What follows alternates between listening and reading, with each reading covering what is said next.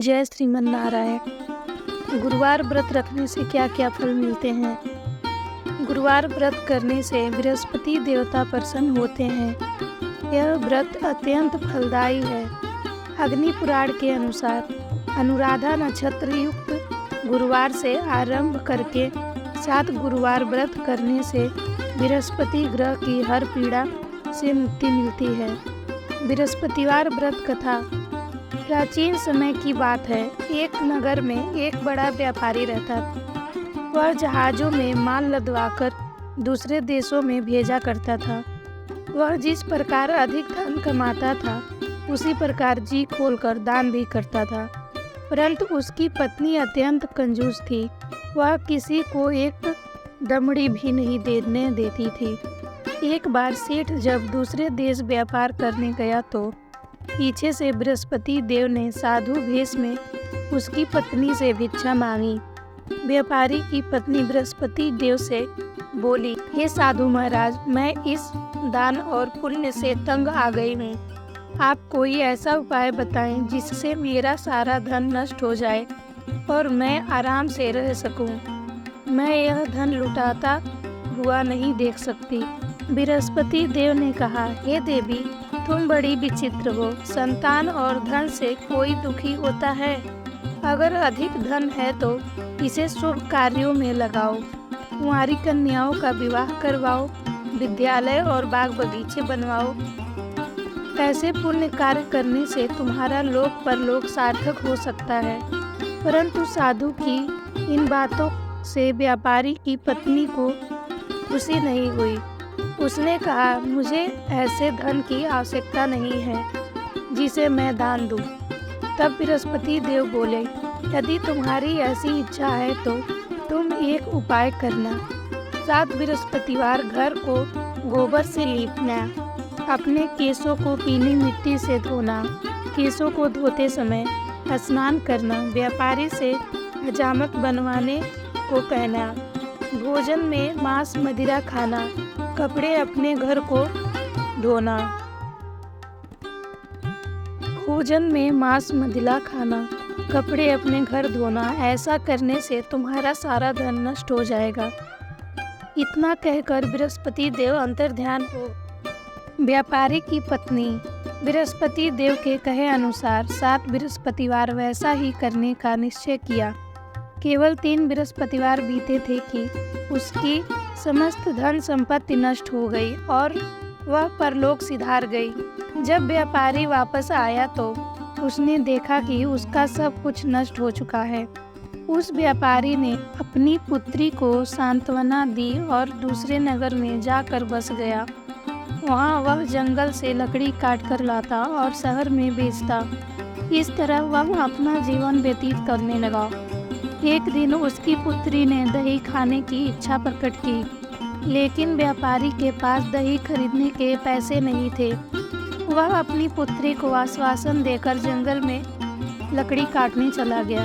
वहाँ एक वृक्ष के नीचे बैठ अपनी पूर्व दशा पर विचार कर रोने लगा।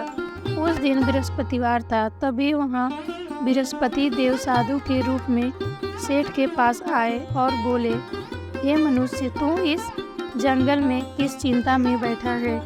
तब व्यापारी बोला, हे महाराज, आप सब कुछ जानते हैं। इतना कहकर व्यापारी अपनी कहानी सुनाकर रोने लगा। बृहस्पति देव बोले, देखो बेटा, तुम्हारी पत्नी ने बृहस्पति देव का अपमान किया था, इसी कारण तुम्हारा यह हाल हुआ है।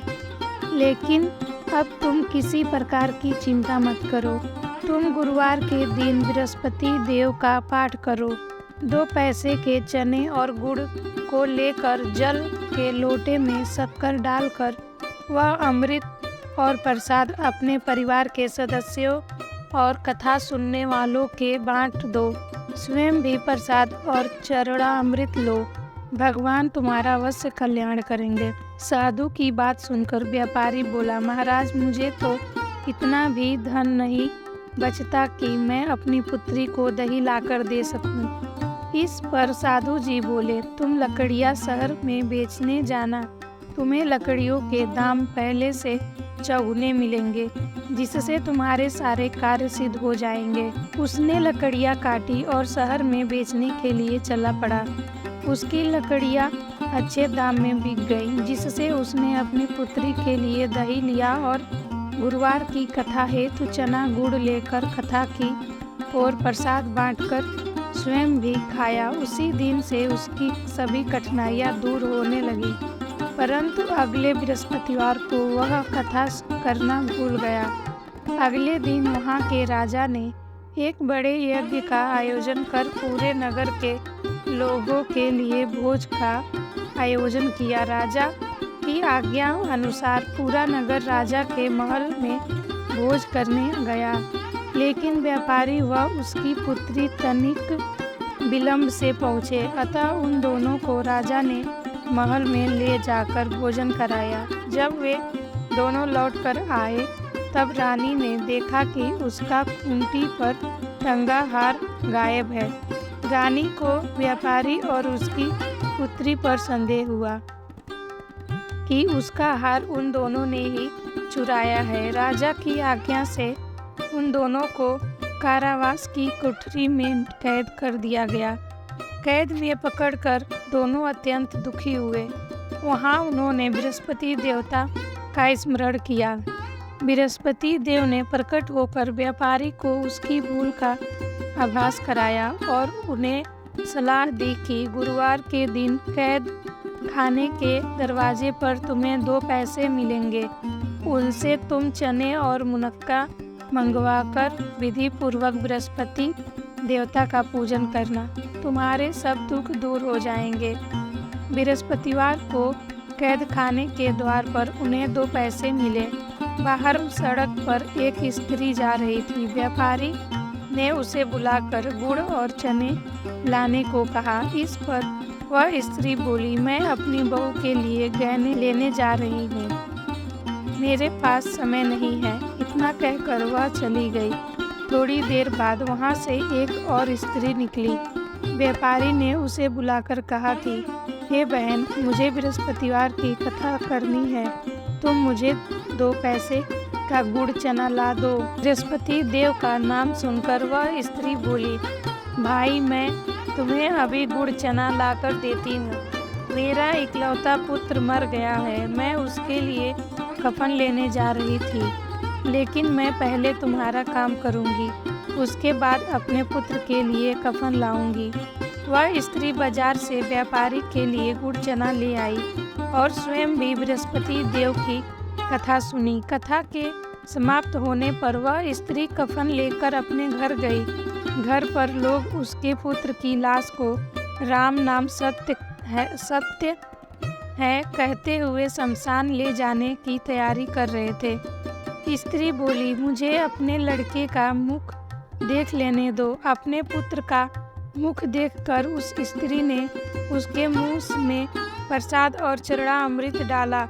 प्रसाद और चरड़ा अमृत के प्रभाव से वह पुनः जीवित हो गया। पहली स्त्री जिसने बृहस्पति देव का निरादर किया था, वह जब अपने पुत्र के विवाह हेतु पुत्र वधू के लिए गहने लेकर लौटी और जैसे ही उसका पुत्र घोड़ी पर बैठकर निकला, वैसे ही घोड़ी ने ऐसी उछाल मारी कि वह घोड़ी से गिरकर मर गया। यह देख स्त्री रो रो कर बृहस्पति देव से क्षमा याचना करने लगी। उस स्त्री की याचना से बृहस्पति देव साधु वेश में वहां पहुंचकर कहने लगे, देवी तुम्हें अधिक विलाप करने की आवश्यकता नहीं, यह बृहस्पति देव का अनादर करने के कारण हुआ है। तुम वापस जाकर मेरे भक्त से क्षमा मांगकर कथा सुनो, तब ही तुम्हारी मनोकामना पूर्ण होगी। जेल में जाकर उस स्त्री ने व्यापारी से माफ़ी मांगी और कथा सुनी। कथा के उपरांत वह प्रसाद और चरड़ा अमृत लेकर अपने घर वापस आ गई। घर आकर उसने चरड़ा अमृत अपने मृत पुत्र के मुख में डाला। चरड़ा अमृत के प्रभाव से उसका पुत्र भी जीवित हो गया। उसी रात बृहस्पति देव राजा के सपने में आए और बोले, हे राजन, तूने जिस व्यापारी और उसके पुत्री को जेल में कैद कर रखा है, वह बिल्कुल निर्दोष हैं। तुम्हारी रानी का हार वही खूंटी पर टंगा है। दिन निकला तो राजा रानी ने हार खूंटी पर लटका हुआ देखा। राजा ने उस व्यापारी और उसकी पुत्री को रिहा कर दिया और उन्हें आधा राज्य देकर उसकी पुत्री का विवाह उच्च कुल में करवाकर दहेज में हीरे जवाहरात दिए। जय श्रीमन नारायण। तो देखा भक्तों आपने कि बृहस्पतिवार का जो व्रत करता है उसको सारी मुश्किलों से छुटकारा मिलता है। तो बोलिए जय श्रीमन नारायण।